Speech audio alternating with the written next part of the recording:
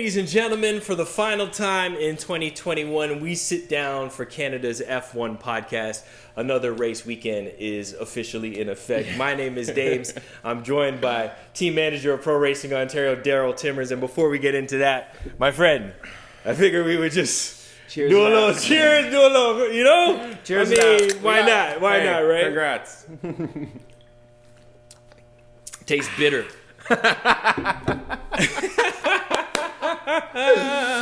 All right. So the final round of the 2021 Formula One season went to Abu Dhabi, Yas Marina. Revamped circus and circuit for this year. Going into the weekend, I would say Mercedes was probably heavily favored. Yeah. After qualifying, maybe not so much, but it did lead to an epic race on Sunday. Yeah. The track, and honestly, the changes to the track were perfect. Like, it made it a little bit more racier. It was a lot quicker.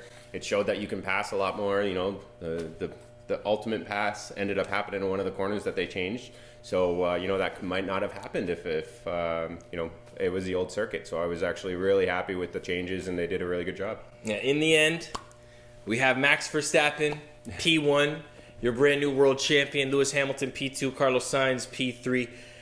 I was looking at this and I was saying to myself, the old adage, it's good to be lucky, but you got to be good to be lucky. Yeah, I agree. It was just everything came together for them in the end. It was one of those situations, 10 laps to go.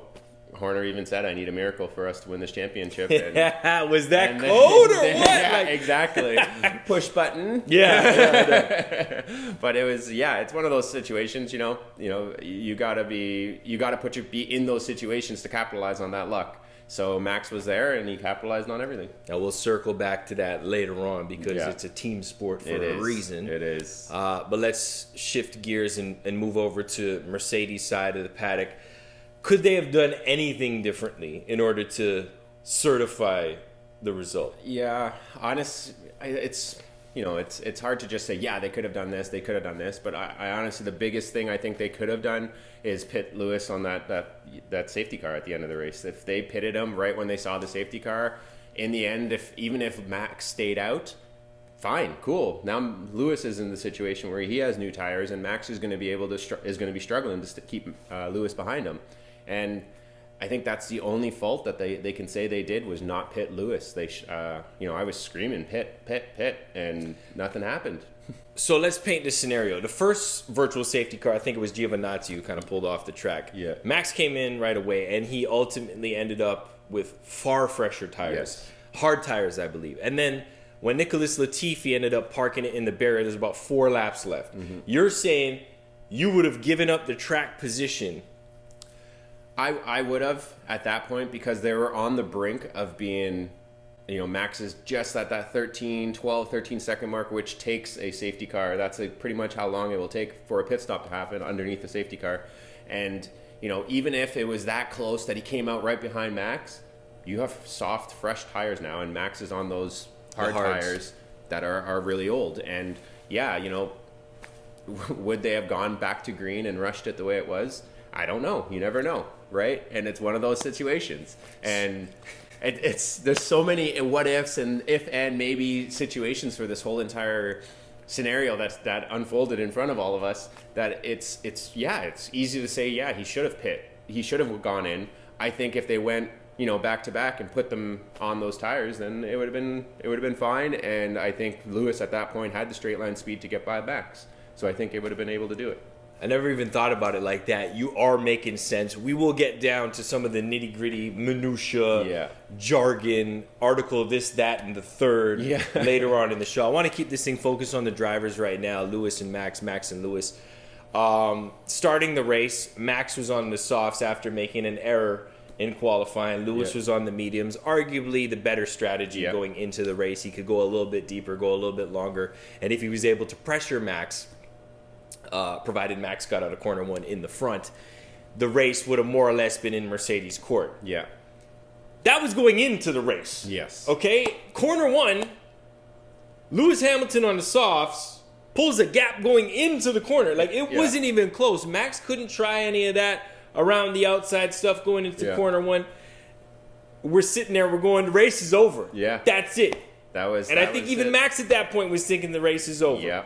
And then came turn 6. So let's talk about turn 6. Okay, because turn 6, in my opinion, was a crucial point in the race, because going back in hindsight, whoever came out second in turn 6 had more dice to roll in lap 54, 55. You know what I mean? Like, ultimately, they were throwing everything at the race. Yeah. Red Bull was, the kitchen sink, as you think I mentioned. He came in twice for different tires, and it didn't really matter because nobody was within the pit stop window. Yeah. Those two were head and shoulders above everybody else. But turn 6, Max throws it up the inside. Throws it, yeah. We've seen this before. Yeah, hey. He manages to do it on track this time. Yeah. Lewis skates off, takes the exit road. What do you think should happen there? Honestly, yeah, it was a lunge for Max. Can't say it wasn't. Lewis ended up trying to turn in, and it just went straight. And I think, maybe they should have told Lewis, maybe give that spot back.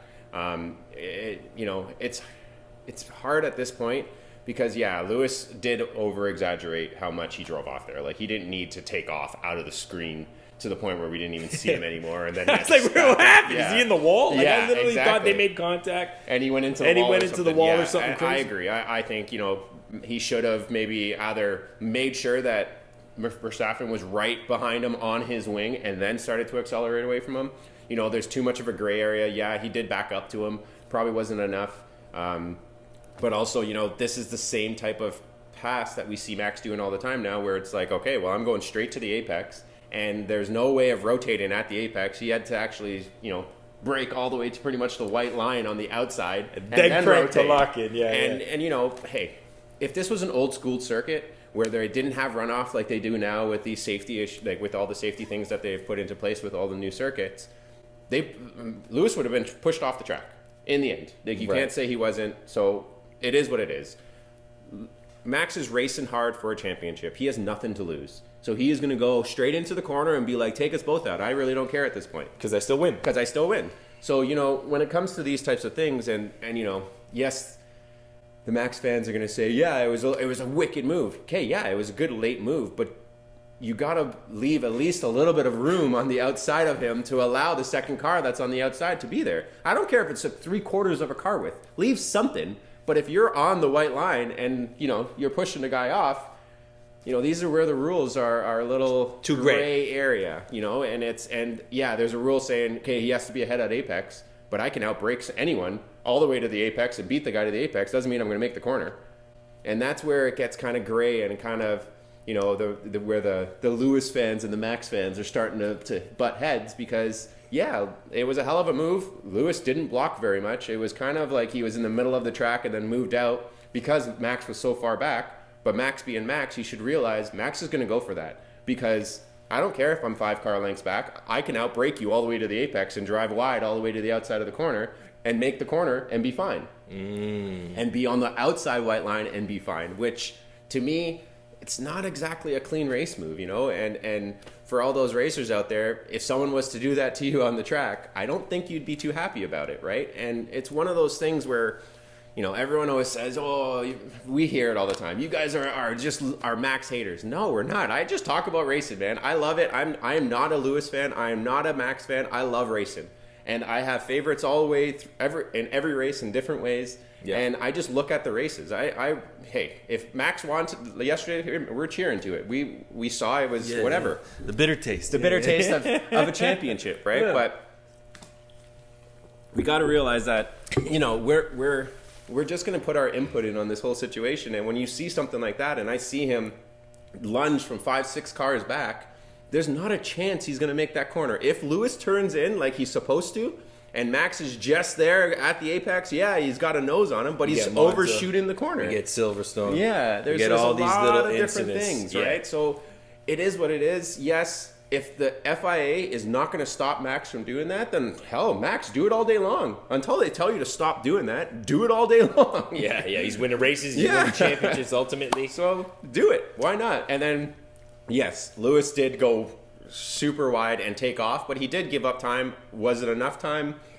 That's arguably. But even that, since when is that part of the equation. Yeah. You know what I mean? Like, since when are they at race control able to determine that a half a second or 4/10 of a second or 8/10 of a second is enough to equate the distance going into the corner? Yeah, they'll look at what the gap was going into the corner and what the gap was coming out. So if it was half a second going into the corner, they're looking for that coming out of the corner. So if he has a 2-second lead all of a sudden coming out of the corner, he's got to give up that 1.5. So it's kind of a delta that they look at and be like, yeah, he gained way too much there to come out of the corner and be way ahead of Max. So yeah, he should have backed. I think he should have backed out, got him closer to him. At that point, you're still faster than him. You've shown that you'll take off on him. So let him have the DRS for a little bit. Let him have it for that one lap or two, because DRS isn't even enabled at that point. Correct. So it's draft at that point. Let him get into your draft. Who cares? Let's go racing. Bring him back into your draft, or bring him back in within that 1 second, so they can say, look, he can get DRS if DRS was enabled, and have at it. Like, it's just one of those things. Like, turn 6. Yeah, turn 6. A lot like turn 1 in Jeddah. Turn 1. A lot like turn 4 in Brazil. Yeah, you know, like and so everything. Yeah. I think the underlying theme of this season amongst not so much general or casual Formula One fans, but real people who actually follow the sport and motorsport in general, is the clarification of the rules, black and white, going into 2022. We're getting a brand new car, brand new regulations, and we want to see concrete what's allowed and what's not allowed. And I think a lot of that is also coming from the racing side of things, the actual drivers on the grid. They want to know what they're able to do, what they're able to get away with, what they're not able to get away with. So I think that's going to be one of the themes from here all the way through March. Yeah, until they kind of figure it out. They've got to sort out this gray area stuff about what's a rule and what's not a rule, and what works on one weekend and what doesn't work the next weekend. They need to take the officials' opinion and say, this is the rule, right? Sorry to say, Massey's has too much of an opinion on what happens. It should be, this is the rule. This is what happens. That's it. If you do this, that's it. It shouldn't be, okay, well, I kind of like this, and this is kind of like... No, rules are rule. This is what it is. And the problem with the FIA rulebook right now, it's really big, and there's rules that contradict other rules, and then there's rules that make all of the rules null and void, because there's a rule in there that says the race director can pretty much do whatever he wants. He can overpower anything he wants. So having a rule that overpowers a rule, in the end, the race director can just make up whatever he wants and say, okay, this is the rule that I'm going to say for this one. Yeah, right? And then it shouldn't be like that. The stewards they're just like they're regular volunteer people. Like, there's been a lot of talk, and that talk will continue throughout the offseason. I have no doubt about that, especially with Mercedes getting denied at the track. They're going to go straight up to the courts with this one. This is going to not be over. This isn't over. Not that anybody's given the championship. Like, let's just be honest here. Max won the championship, and there was nothing they could do yesterday at the racetrack that was going to impact that and make them hand over the championship to Lewis Hamilton, because that would just be absolute nonsense. From and for Formula One moving forward. And it would be FIA not having faith in their own calls. Absolutely. In the end. So right now, they need to figure out the officiating. Max won the championship. I think that nothing's going to come about all this stuff with Mercedes protesting this and doing that. Yes, they might go to the courts of sporting, but and even blah, blah, still, blah. Like, it just doesn't matter. It doesn't matter. Max won the championship. He won the championship. There you go. I think I was gonna bring up the Michael Massey stuff a little bit later on, but since we're on it right now, I think what's going on is they're overcomplicating things. Yeah. And what I actually mean by that, I'll give you an example. While I was watching the broadcast yesterday, they were having a conversation. It was the virtual safety car overtake, whatever article that is in the FIA. Basically, Max overtook Lewis Hamilton by millimeters. Right? Marginal, millimeter type thing. But if that was the finish line, who would win the race? Max or Lewis? If it was the finish line where they were ahead, it would be Max, because he was ahead. So don't overcomplicate things. That means it's an overtake. Yeah, exactly. You know what I mean? Like, that's good. Sometimes I think with the rules, they're meant to be broken. That's part of the sport. These guys push the envelopes, and the word any versus all is completely different, which is why 5 cars were able to unlap themselves, but the other cars weren't. Which again, that, oh man, I honestly don't think that's right. That they first announced that they weren't going to do anything with the lap cars in between them. They were going to leave it, and then a half a lap to the green. They were like, yeah, we're going to go green this lap. Yes, we're going to go put these cars in the middle, but it's not going to be all of them. It's only going to be these 5. Okay, go. 2 laps to the green flag. Well, 2 corners to the green flag. They're like, yep, now we're doing this. We're all going to move. We're all going to get sorted. Everything was just a cluster, and then they took off. Not only that, the cars that unlapped themselves hadn't even made their way back around to the other cars on the grid before the safety car came off the grid. Exactly. And there's a rule. There's a rule for that. There's a rule that says if you allow the cars to actually overtake the safety car and take their lap back, you have to take it. They have to take the green the very next lap. It can't be that same lap in the rule book. But then it also says 3 rules later that the race director can do whatever he wants, pretty much. So at that point, it's why have these rules when the race director could pretty much do whatever he wants and overturn any rule that's in the rule book? So again, that's where the gray area comes in. I honestly think at this point they should have just said, all right, 4 laps to go, red flag the thing, put everyone on softs, let's go. Let's have a 2-lap shootout. Everyone's on the same tire. There's no controversy because it doesn't look like you're helping one team over the other team, because no matter what decision you make at that point in time, one team's going to be pissed at the other team or at the race directors, and the other team's going to be happy with the race directors, whether it was Red Bull or Mercedes. And that would have been Epic. Made the most sense. You know? And I think there should have probably been a conversation amongst the FIA going into the race. Yeah. What is our action plan with 30 laps left, 20 laps left, 10 laps left? They knew how serious this was, right? They pulled Max and Lewis to the side and say, hey, guys, we need a clean race. Mm-hmm. Well, everybody, not Max and Lewis, but it was directly intended for both Max and Lewis. We need a clean race. We can take points away, like you said in our last episode, if there's any shenanigans happening on track. A red flag would have completely leveled the playing field and given you 4 laps or 3 laps left of a battle. Of a dogfight. It would have been. That would have been a epic. real dogfight. Yeah. Speaking of dogfights, we got off track here. We went to where I wanted to go later, but it's a great conversation. But dogfight of the year has to go to Lewis Hamilton and Sergio Perez. What an insane battle that was. That was teammate to the teammate with a T.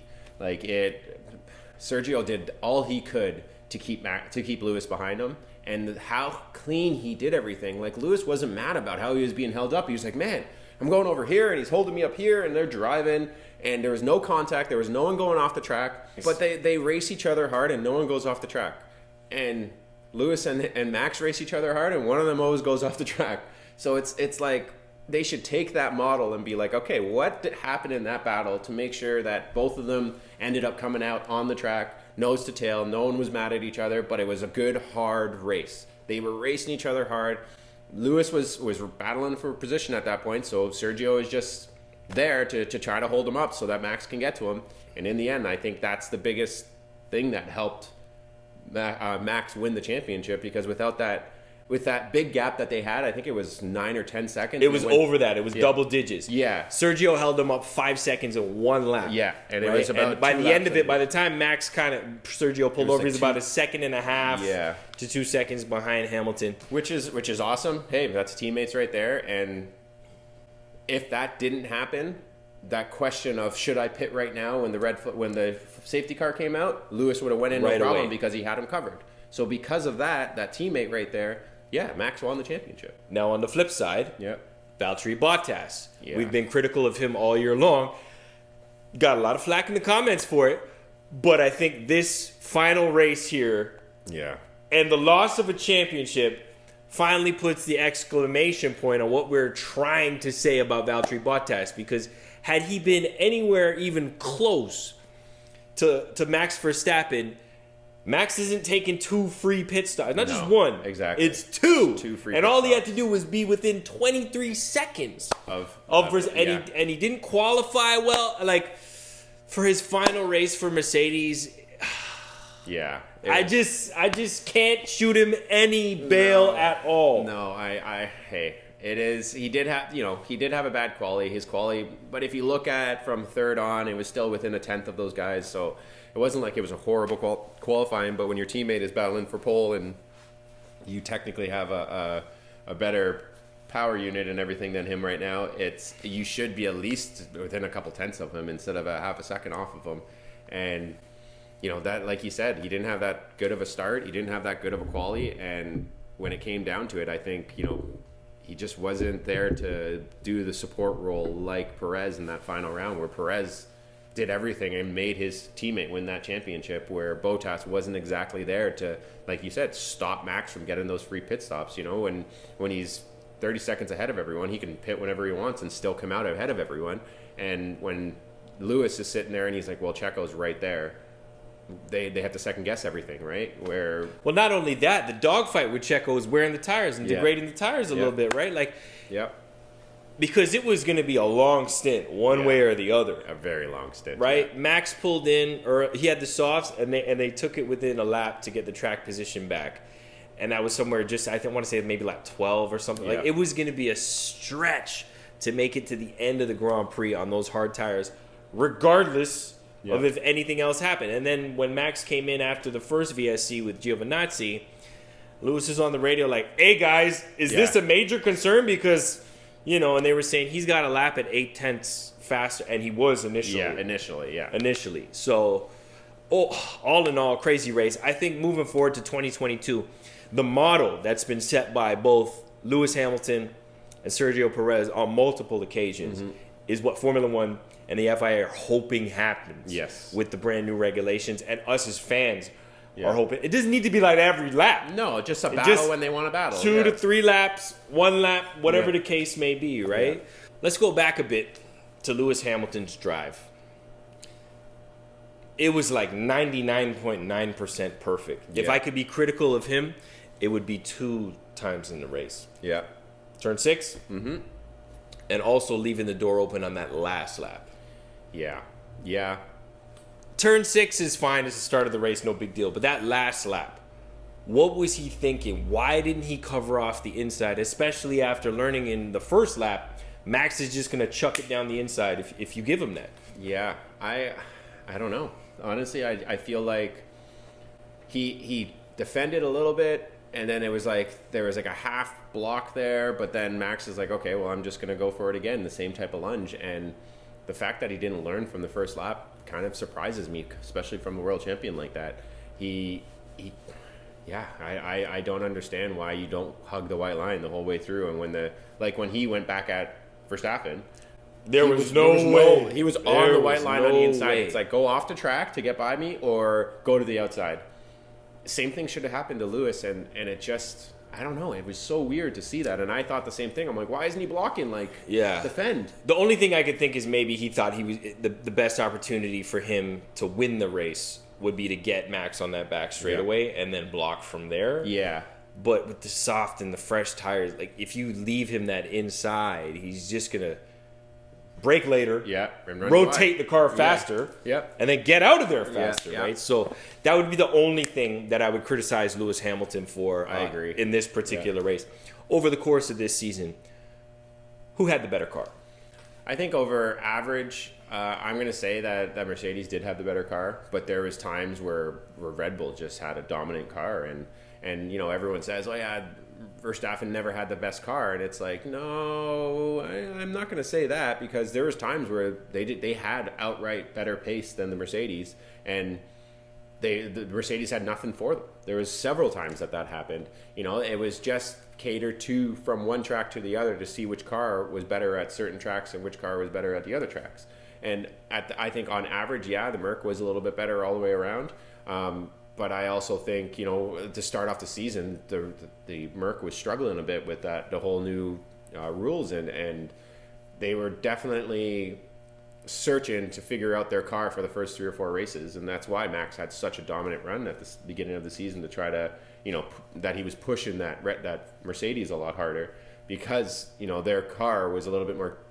No, I'm not going to say catered, because it's not like they made the rules for the Red Bull car, but the rules definitely catered to the Red Bull a lot more than what it did to the Mercedes, and the Mercedes team had to work night and day to make that car a little bit better. But once they finally got that car dialed, I'm going to say the Mercedes was definitely a more dominant car throughout the season. Who was the better driver this year? I'm going to have to say Max, just because he didn't have the ultimate car sometimes and still came up with the championship in the end. And when you're battling a world champion like that, you have to have, one, you have to have skill for sure, because outright you have to be able to go pound for pound and blow for blow with one of the best guys in the history of the sport.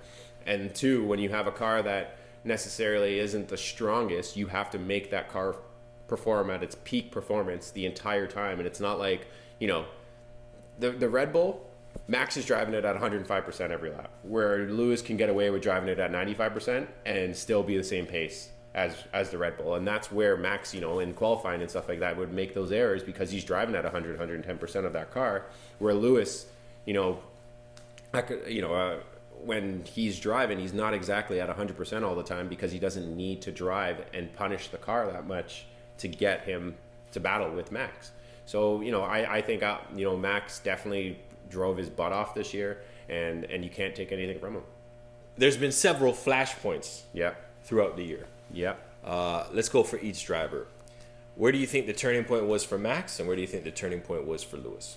I think, honestly, Max starting off the year so strong was the holy crap, we can do this. Like, this car is really good, and I think they've had the confidence throughout the whole season.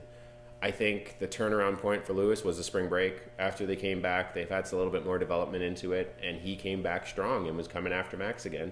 And then Max kind of, they had a couple bad races, and Max pulled away again, and Max started to perform a lot better especially with the U.S. Grand Prix, where everyone thought that was Mercedes' car, or Mercedes was going to dominate there, and Max went there and dominated the whole weekend. And I think that's where, I think the big turning point in the championship for Lewis to come back at us, it had to be Brazil. That's it. That's where when he got that penalty in Brazil, I'm going to say Brazil for sure, because when he got that penalty, it was like, holy crap, they woke a lion, and this guy was unstoppable for 3 or 4 races. And that's where he caught back to Max, and he wouldn't have been where he was if he didn't put the performance together of his life to get those championship points. And say what you want, yes, officials here and officials there, and that's the other thing that kind of annoys me about these situations. It's like all these Max fans are saying, it's all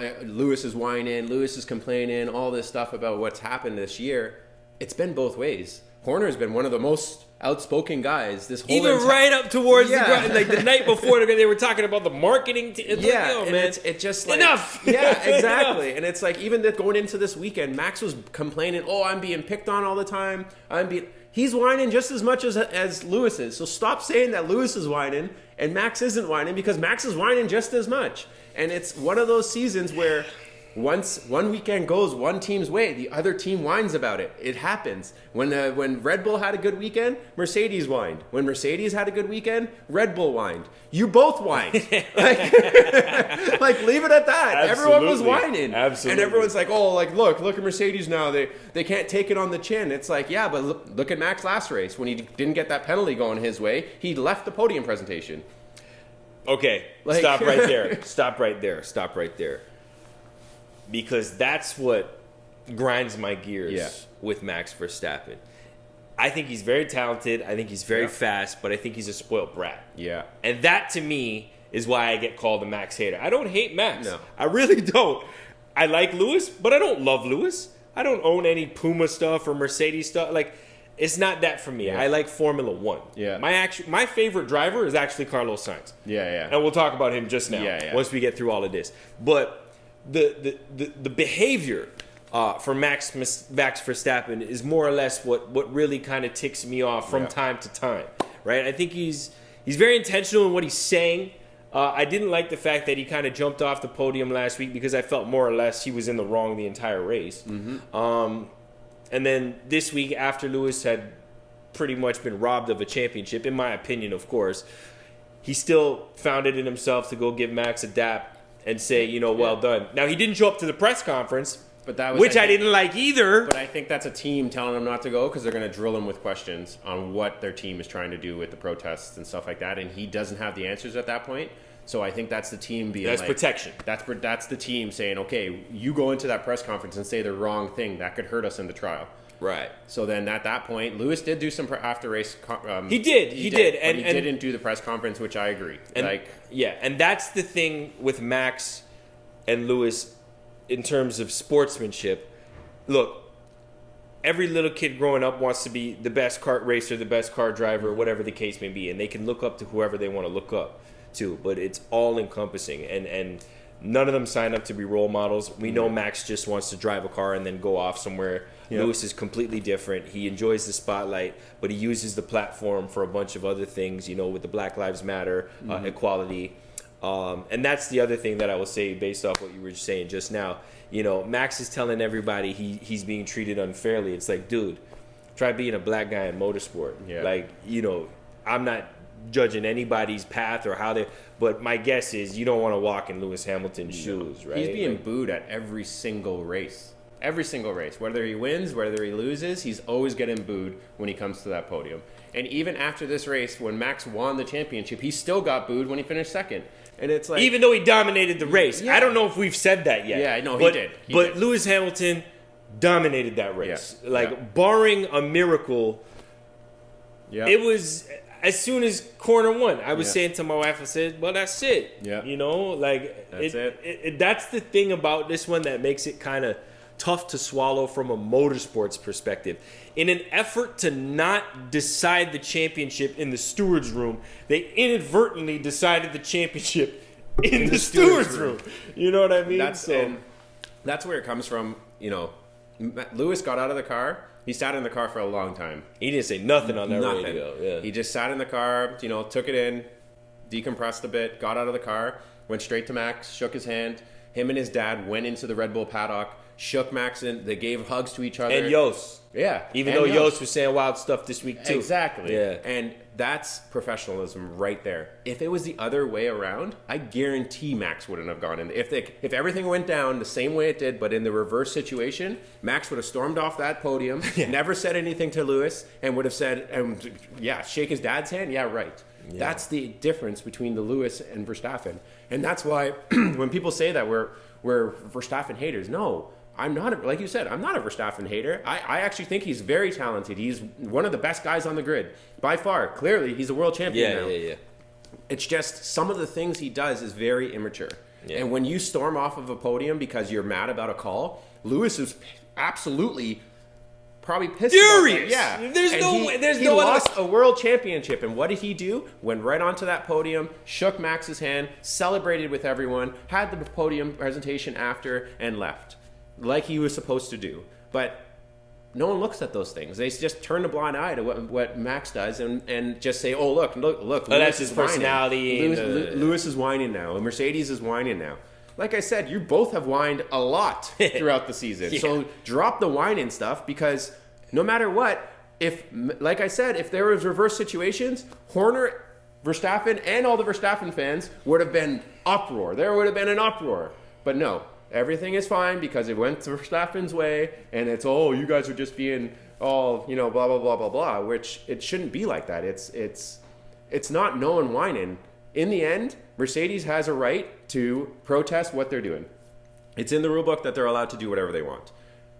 Verstappen would have done the same thing. Well, Horner would have been jumping down Massey's throat if that was in the reverse situation, and it is what it is. It's motorsports. Yes, I wish it came down to like I said, they red flagged it, put some softs on, and went to a three lap Hindsight is always 2020. I'm not sitting in that spot. You're not sitting in that spot. You're not sitting in that spot. Yeah. You don't know the process and everything that's happened behind the scenes to make them decide on that. Do I agree with what they did? No, I don't agree with what they did and how they went about doing what they did. But it is what it is. This is what happened. We got to live with it. Max is the world champion. That's it. And congrats to Max once again. Seriously. And congrats to Red Bull, to be honest with you. Because, there's something to be said going into the final season with these regulations and them saying we don't care, we'll throw any piece of budget we have into winning the championship this year. So congrats to them. Two things based on what you just said, though. In regards to us being Verstappen haters, look, anybody can start their own podcast and be Verstappen champions all they want. So feel free to do that if you like. And then on the other side of things, had it went down the other way, exactly what you said would have happened. But if you went to Christian Horner or Max Verstappen or any of them in that Red Bull garage now, and you said, are you happy about the turn 6 incident on lap 1? They'd say, I don't give a shit. Yeah. Because it worked out in our favor. Yeah. We were able to change our tires twice, and we had the better prepared car for the final lap of that race. Yeah, exactly. And if they were both on reds, that Red Bull was fast in qualifying. And I don't think Lewis would have got by him, or Lewis would have been able to defend him as hard, because that Red Bull was set up for qualifying. That thing was a missile when it got to light fuel load. Torpedo. Oh yeah, that thing was fast. It was fast. And I wish they really did that. I really do wish they said, screw it, we don't want to do anything to mess with this championship. What we're gonna do is red flag it. Everyone into the pit. Everyone puts reds on. If you got pinks, put those on. Yeah, whatever you got. Whatever you got. Like, I don't really care. Let's go racing. Yeah. And do a 3-lap shootout. Oh, that would have been incredible. Yeah. That really would have been incredible. How they did everything, I don't agree with it. It's not because of what happened to Lewis or what happened to Max. I would have said the same thing if it went both ways. I just think at that point, there's way too much on the line for you to be that influential on how everything comes to an end. Inadvertently, they decided the championship. Anyhow, listen, we could talk all day long about this championship between Max and Lewis. I think I was going to ask you, where do you think the most dominant drives out of the two of them?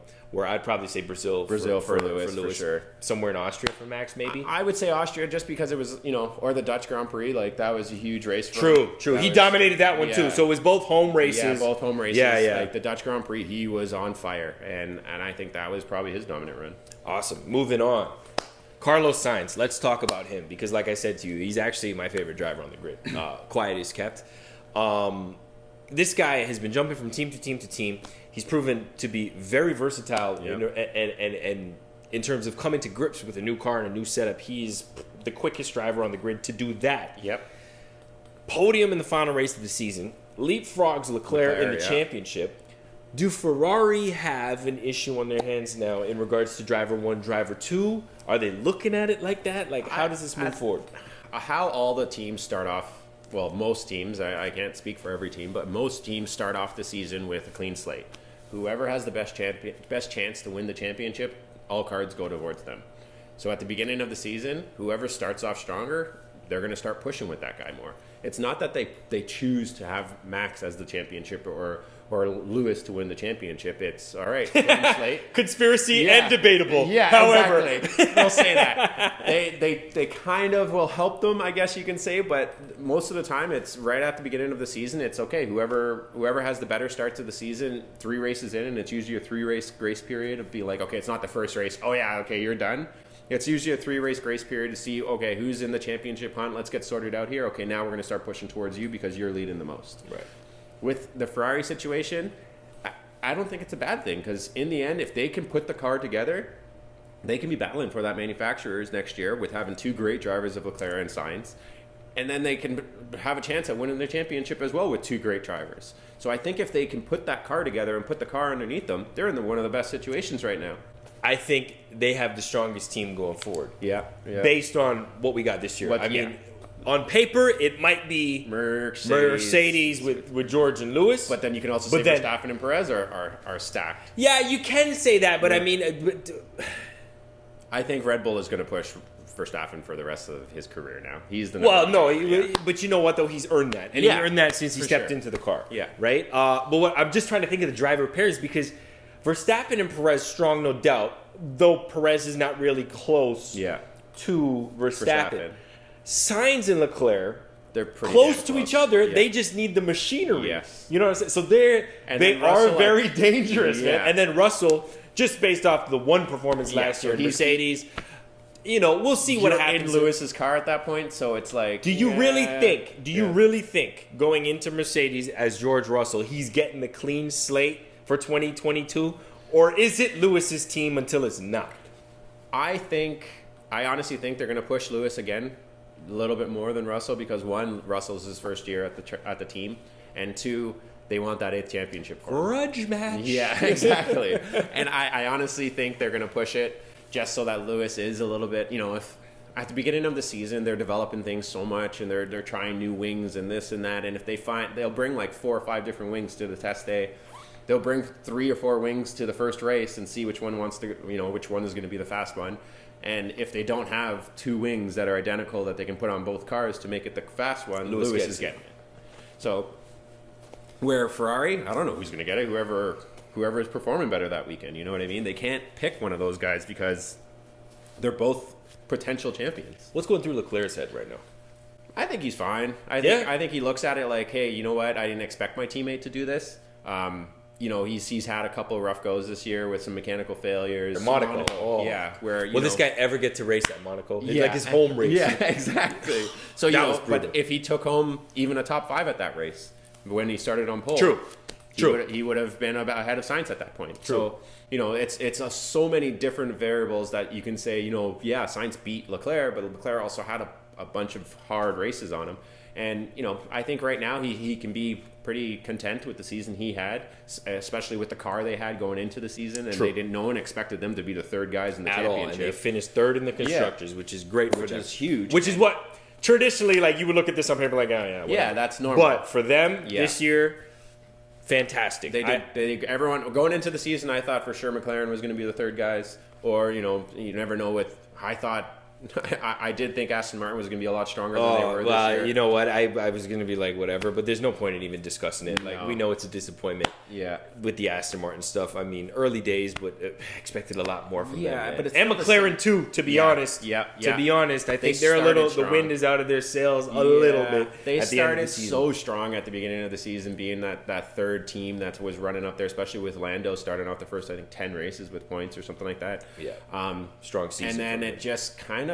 it wasn't even like it fluttered off because Ricciardo still had a strong finish to the end of the season. Yeah, he finished, 5th in Jeddah, and he was in there. He was in there with everything going on. But in the end, I don't think that the team was just, vibing to 100% where both cars were battling in the top 10 at all times. Yeah. Where, it was always one car or the other, or once in a while they'd have... even Lando, he stuck it on P3 in quali this week, but... Yeah, just kind of struggled with the tires and pit stops and stuff like that. Anyways, McLaren, you know what? Their future looks bright. Yeah. I think everybody is kind of waiting for this fresh slate come 2022 with the brand new regulations and all that good stuff for the final time in 2021. Yeah. Overwhelmed, underwhelmed, surprised. This can be the race. Yeah. This can be the entire season. So I'm going to say for the overwhelming, I got to say Sainz, man. I was so happy for him to be up there battling, and it was like he was under the radar again. There was so much stuff going on up front, and he was just sitting there in the top 4. I saw a great meme with him where that one where he's like, and it's like nobody knows I finished on the podium again. Again, yeah, exactly. So I was very happy for him, being on that podium and stuff like that. The surprise has to be that finish. I don't know what else to say except for that finish. That was... the finish, but just leading up to it. The 2 Drivers' Championship. Everything. Level on points. Yeah. It comes down to the final lap. Exactly. You can tell Netflix is in Formula One now. Oh, yeah, exactly. And maybe Massey's being paid by them. Man. I saw a cool meme that actually was... The memes are outrageous It goes live footage from the race director's chair, and it's a Netflix chair. Yeah. Well, listen, you know what? They're like... Whoever's in that film cut room for the next couple of months is just going like this. Yep. And then the CEO of Netflix is going ching, ching, ching, ching, ching, more, ching. More. And now that Verstappen won the championship, is he going to be in Netflix? Well, this is the thing, and it goes back to kind of what we were talking about earlier with the sportsmanship and all of that stuff. I get it. You want to jump in, you want to drive, but part of Formula One is the endorsements and the appearances and all that kind of stuff. I hope that we get something from him in it.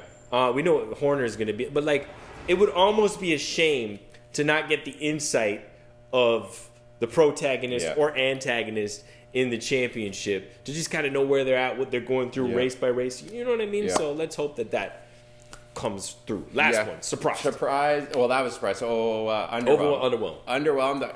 I'm going to say Alonso because I thought he would have charged through the pack after quali. Okay. I thought he's had such strong runs. He had such a bad qualifying that I was like, oh, you know what? He'll be in the top 10. And he kind of just stayed in 11th, 10th, 9th, back to 15th. He didn't really put that drive together that I thought he would do.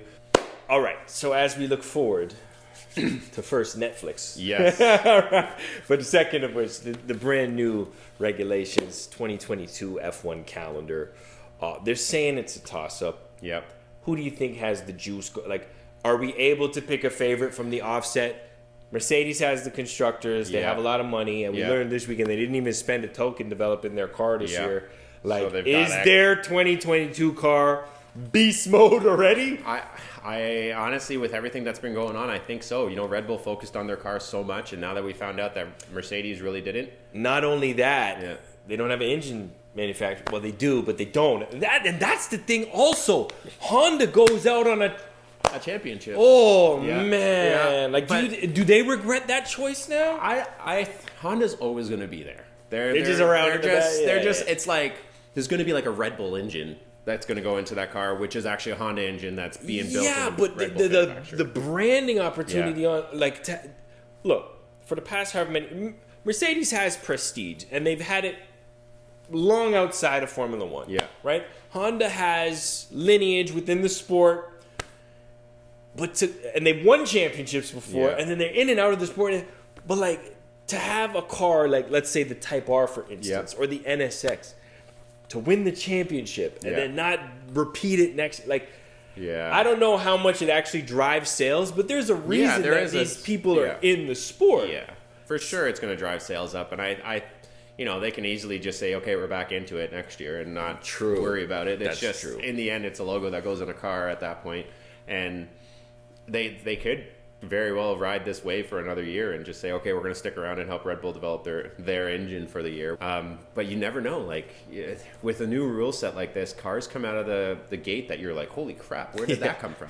So, you know, hey, for all we know, Haas can come flying out of the gate because all they did was concentrate on their car all year. Let's hope. Yeah. Let's hope, because you know what? It's been a lowly season. Lowly and lonely. Yeah. But they're going through what Williams went through in the last 4 or 5 years, and you know, look at Williams now, where they're competing. They have a bunch of points this year, which is huge for their budget for next season. And you know, I'm happy to see that a team like that you know was struggling for so long did the turnaround, and they have a car that's pretty competitive for mid-pack.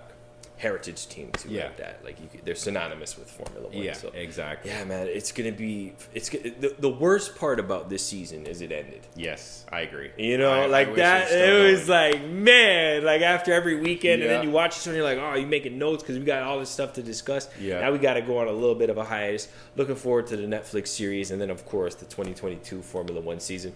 That is it for us. Our first season of Another Race Weekend. It was fun. In the books. Yeah. Down the line, moving forward, we will reassess.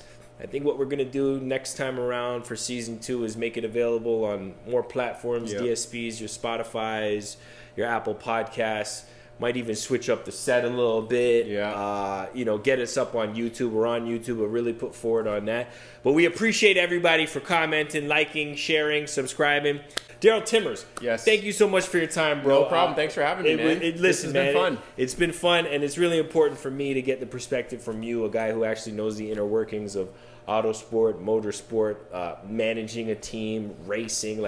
So all of your insights are definitely appreciated. Thank you. From myself and from the audience as well. And once again, if you guys are looking to get into the scene, looking to get into whether that be karting, car driving, racing, time attack, whatever, this is your guy. Yeah, we do everything from the coaching for race car drivers. We do simulator training. We do everything from go-karts all the way to the seat of an F1 car if we really needed to. So if it's something that you're interested in, definitely reach out to us. We can get you started in the sport, get your kids started in the sport. We have everything from 3-year-olds in baby carts to starting to race at 7-year-old and up. So we definitely can get you involved and set up and ready for the sport whenever you need. You can be the next Max Verstappen. Can't even say Lewis. Lewis didn't win the championship. He's the next Max Verstappen. Changing up the guard. It's been a real season. It's been a real pleasure, a real delight to deliver the post-race analysis. Thank you so much. That is it for the first season of Another Race Weekend.